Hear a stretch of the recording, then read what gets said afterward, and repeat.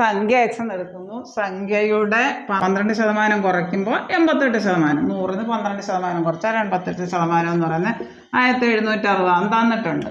അപ്പോൾ സംഖ്യ കാണാൻ എന്ത് ചെയ്താൽ മതി? 1760 കൂടെ കിടക്കുന്ന 88% കൊണ്ട് ഹരിക്കുക. കൂടെ കിടക്കുന്നതായിട്ട് അതായത് 1760 ഡിവൈഡഡ് ബൈ 88/188%. അതായത് അത് തിരിച്ചിട്ട് ഗുണിച്ചാൽ മതി. 1760 ഗുണം 100/88.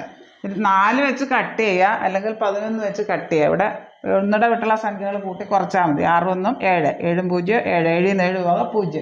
ഇവിടെ 11ൻ്റെ മൾട്ടിപ്പിളാണ്. 0 11 22 33 44 അങ്ങനെ അങ്ങോട്ട് വന്നാൽ നമുക്ക് 11 വെച്ച് കട്ട് ചെയ്യാൻ പറ്റും.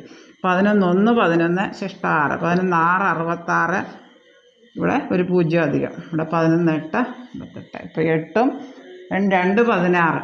ഇവിടെ ഒരു 0 കൂടെ. 20 ഗുണം 100 2000 വരും. ഓപ്ഷൻ എ ആണ് ഉത്തരം.